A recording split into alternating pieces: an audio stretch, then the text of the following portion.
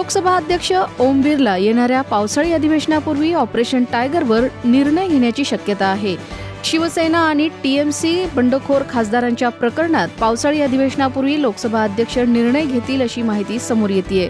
दोन्ही पक्षांची सुनावणी पूर्ण झाली आहे. टीएमसी आणि शिवसेना ठाकरेंच्या नेत्यांनी अध्यक्षांची 2 वेळा भेट घेतली आहे. शिवसेना ठाकरे गटाच्या 6 खासदारांनी अध्यक्षांना भेटून शिंदेंच्या नेतृत्वाखालील शिवसेनेत सामील होण्याचे पत्र दिले. लोकसभा सचिवालयात कायदेशीर आणि घटनाविषयक तज्ज्ञांशी चर्चा सुरू आहे. डीएमके आणि टीएमसीच्या खासदारांना इंडिया आघाडीपासून वेगळे बसवण्याच्या प्रश्नावरही निर्णय होणार असल्याचं सांगण्यात येते. राज्यातील सर्व हॉटेल्स, रेस्टॉरंट, धाबे आणि ज्या ठिकाणी अन्न प्रक्रिया केली जाते त्यांनी नियमांचं पालन करणं बंधनकारक आहे. त्यांचं जर उल्लंघन झालं तर त्यांना कुणीही वाचवू शकणार नाही असा इशारा राज्याचे अन्न व औषध प्रशासन विभागाचे आयुक्त तुकाराम मुंढे यांनी दिलाय. तसंच हॉटेल्सनी ग्राहकांना पिण्यायोग्य आणि सुरक्षित पाणी हे मोफत देणं गरजेचं आहे. तसा बोर्ड त्यांनी लावावा, अन्यथा कारवाई करण्यात येणार असल्याचा इशाराही त्यांनी दिलाय. राज्यातील नागरिकांना सुरक्षित अन्न मिळावं यासाठी अन्न व औषध प्रशासनानं सुरक्षित अन्न निरोगी महाराष्ट्र ही मोहीम राबवली आहे. त्यासाठी सर्वांनीच नियमांची अंमलबजावणी करावी, अन्यथा कारवाई करण्यात येईल असंही तुकाराम मुंढे यांनी म्हटलंय. लोहगड किल्ल्यावर व्यावसायिक केतन अग्रवाल याची दरीत ढकलून हत्या केल्याच्या प्रकरणाला आता अत्यंत नाट्यमय आणि महत्त्वाचं वळण मिळालंय. या संपूर्ण प्रकरणाचा तपास करणाऱ्या पुणे ग्रामीण पोलिसांच्या गुन्हे शाखेला या गुन्ह्यात एक माफीचा साक्षीदार मिळालाय. मुख्य आरोपी चेतन चौधरीच्या दुकानात काम करणाऱ्या नीरज कुमार नावाच्या कामगारानं पोलिसांना सहकार्य करण्याची भूमिका घेतली आहे. पोलीस सध्या त्याचा अधिकृत जबाब नोंदवून घेत आहेत. नीरजची ही साक्ष केतनच्या हत्येचा कट रचणारी त्याची होणारी पत्नी सिया गोयल आणि तिचा प्रियकर चेतन चौधरी यांना फाशीच्या शिक्षेपर्यंत पोहोचवण्यासाठी कोर्टात सर्वात मोठा पुरावा ठरणार आहे. तपासादरम्यान समोर आलेले मोबाईल फोनचे डिटेल्स हेच या हत्येचे गुपित उघड करणार असल्याचं सांगण्यात येते. गेल्या काही दिवसांपासून दडी मारून बसलेला मान्सून अखेर संपूर्ण महाराष्ट्रात सक्रिय झालाय. गेल्या आठवड्यात ढगांची पुरेशी निर्मिती न झाल्यामुळे पावसानं ओढ दिली होती. मात्र आता कोकण किनारपट्टीसह महाराष्ट्रातील बहुतांश भागात मोठ्या प्रमाणात ढग दाटून आले असून ठिकठिकाणी पावसानं दमदार हजेरी लावली आहे. हवामान विभागाने दिलेल्या माहितीनुसार आगामी 4 ते 5 दिवसात राज्यात चांगल्या पावसाचा अंदाज आहे. त्यासोबतच मान्सून राज्यात पूर्णपणे सक्रिय झाल्यामुळे वाऱ्याचा वेग वाढलाय. परिणामी वेगवान ढग निर्मिती होऊन पाऊस पडतोय. यंदा मान्सून राज्यात दाखल होण्यास उशीर झाला होता. त्यातच जून महिन्याच्या सुरुवातीला पाऊस न झाल्यानं गेल्या 2 दिवसांपर्यंत पावसात तब्बल 72% तूट नोंदवली गेली होती. मात्र येत्या 5 दिवसात ही संपूर्ण तूट भरून निघेल असं सांगण्यात येते. खासदार ओमराजे निंबाळकरांनी शिंदे सेनेत प्रवेश केल्यानंतर धाराशिवमधील राजकीय वातावरण तापले. ओमराजेंच्या पक्षांतराबाबत खुद्द त्यांच्या बंधूंनी मोठा गौप्यस्फोट केलाय. ओमराजे निंबाळकरांचे चुलत बंधू मकरंदराजे निंबाळकरांनी मात्र त्यांच्याबाबत वेगळाच गौप्यस्फोट केलाय. ओमराजे निंबाळकरांचं बंडाचं प्लॅनिंग महिनाभरापासून सुरू होता असा दावा मकरंदराजे निंबाळकरांनी केलाय. ठाकरेंची साथ सोडल्यानंतर ओमराजे निंबाळकर सोशल मीडियावर प्रचंड ट्रोल झालेत. मात्र शिंदे सेनेत जाण्याचा त्यांचा निर्णय एका रात्रीत झाला नाही. महिनाभरापासून त्यांची रणनीती आखली जात होती हे आता ओमराजे यांच्या बंधूंच्या दाव्यावरून उघड झाले. ठाकरेंचा गड असलेल्या धाराशिवमध्ये ठाकरेंना नवे निंबाळकर मिळालेले असले तरी तळागाळात संपर्क असलेल्या ओमराजेंना रोखण्यात ते यशस्वी होणार का?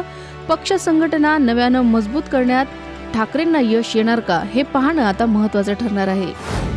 कोलकातामध्ये सत्तांतर झाल्यानंतर टीएमसीला एकापाठोपाठ एक धक्के बसत आहेत. टीएमसीचे अनेक नेते सीबीआय आणि ईडीच्या रडारवर आहेत.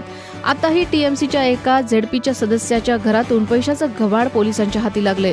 पश्चिम बंगाल पोलिसांनी नादिया जिल्ह्यातील जिल्हा परिषदेच्या सदस्य टीना भौमिक साहा यांच्या घरावर छापा टाकला. या कारवाईमध्ये तब्बल 4 कोटी रुपये किमतीचे 3 किलो सोन्याचे दागिने सापडलेत. या कारवाईमुळे राजकारणात खळबळ उडाली आहे. टीना भौमिक साहा या तृणमूल काँग्रेसचे नेते सब्यासाची दत्ता यांच्या निकटवर्तीय आहेत. बिधाननगरमध्ये माजी महापौरांना अटक करण्यात आली होती. त्यांच्याकडून मिळालेल्या माहितीनुसार पोलिसांनी टीना भौमिक साहा यांच्या घरावर छापा टाकला. त्यावेळी पोलिसांनी 4 कोटी रुपयांचं सोनं जप्त केलंय. अवैध मार्गाने जमवलेला पैसा हा त्यांनी सोनं खरेदी करून गुंतवला असल्याचा पोलिसांना संशय आहे.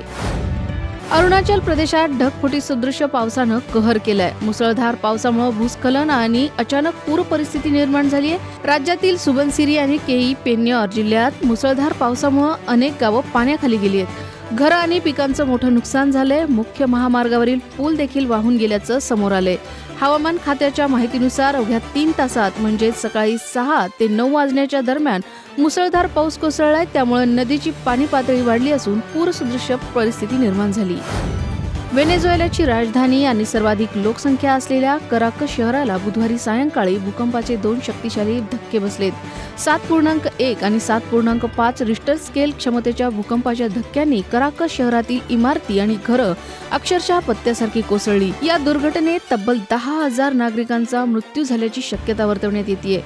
बुधवारी सायंकाळी कराकस शहराला हे भूकंपाचे धक्के बसलेत. या शक्तिशाली भूकंपानंतर काही नागरिक त्यांच्या घरामधून बाहेर पडत धावताना दिसतायत. हे भूकंपाचे धक्के इतके शक्तिशाली होते की अनेक इमारती पूर्णपणे कोसळल्यात. कराकस शहरात सध्या फक्त इमारतींचे ढिगारे उरलेत. लोकांना आसरा घेण्यासाठीही जागा शिल्लक राहिली नाही. आंतरराष्ट्रीय क्रिकेट परिषदेने नुकतीच वनडे फलंदाजीची क्रमवारी जाहीर केली आहे. यामध्ये पुन्हा एकदा टीम इंडियाच्या खेळाडूंचा दबदबा दिसून आलाय.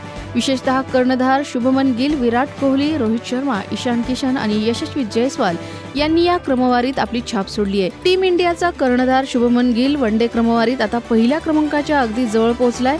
791 रेटिंग पॉइंटसह त्यानं दुसरं स्थान मिळवलंय. सध्या न्यूझीलंडचा डॅरिल मिचेल 816 गुणांसह पहिल्या क्रमांकावर कायम आहे. अफगाणिस्तान विरुद्धच्या वनडे सिरीज पूर्वी गिल 5व्या स्थानावर होता. मात्र या सिरीज पूर्वी पहिल्या सामन्यात त्यानं 84 रन्स केले तर दुसऱ्या सामन्यात 154 रन्सची तुफाई खेळी केली. या कामगिरीमुळे त्याला मोठा फायदा झाला. तो थेट दुसऱ्या क्रमांकावर सध्या पोहोचलाय. दुसरीकडे दुखापतीमुळे अफगाणिस्तान विरुद्धच्या वनडे सिरीजमध्ये विराट कोहलीला खेळता आलं नाही. त्याचा परिणाम त्याच्या क्रमवारीवर झालाय. विराटला एका स्थानाचं नुकसान सहन करावं लागलं असून तो आता 768 गुणांसह तिसऱ्या क्रमांकावर पोहोचलाय. लक्ष्मण उतेकरांचा बहुप्रतीक्षित चित्रपट इटा सध्या चांगला चर्चेत आहे. इटाचा अधिकृत टीजर आता रिलीज झालाय. हा चित्रपट लावणी सम्राज्ञी विठाबाई नारायणगावकर यांच्या जीवनावर आधारित आहे. श्रद्धा कपूरनं चित्रपटात विठाबाईंची भूमिका साकारली आहे.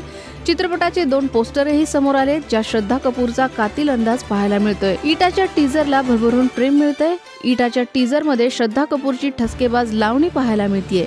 नऊवारी साडी, पायात घुंगरू, केसात गजरा घालून श्रद्धा कपूर बेभान होऊन नाचताना दिसतीये. श्रद्धा कपूरने इटा चित्रपटाचं पोस्टर शेअर करून तयार हो आ रही है इटा असं कॅप्शन मध्ये म्हटलंय. इटा हा चित्रपट 28 ऑगस्टला रिलीज होणार आहे. मीडिया रिपोर्ट्सनुसार इटा चित्रपटाचं शूटिंग नाशिक, सातारा या ठिकाणी झालंय.